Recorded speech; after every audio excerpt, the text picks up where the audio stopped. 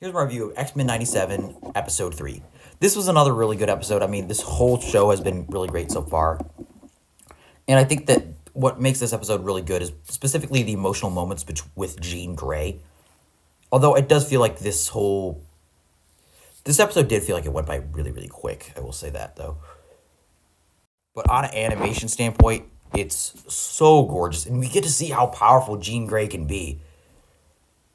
There's some great emotional moments with how we see how this Jean Grey isn't really the real Jean Grey, and then Scott is just kind of devastated because of that. And it's full of great emotional moments, I think, like that.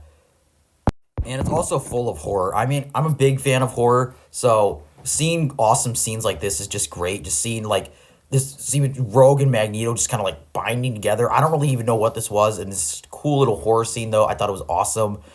I always appreciate horror and new stuff, so I think that part was just awesome. And we see how Jean Grey becomes the Goblin Queen, and that is pretty cool. I will say that. And it also has a lot of, kind of like two endings ish, kind of. Like a really emotional moment where Jean Grey has to say goodbye to her baby, and as Bishop sends him to the future, which we know is going to turn out to be Cable, but we'll cross that when we get to it. And that was really emotional. I thought that part was great.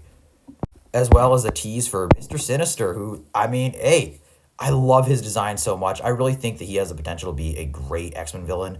And from what I've heard, they're going to be using him in the movies, in the X-Men movies when Marvel finally makes them. So we'll see how that turns out. But as of right now, I mean, I'm loving the show so far, and I thought this was another really solid episode.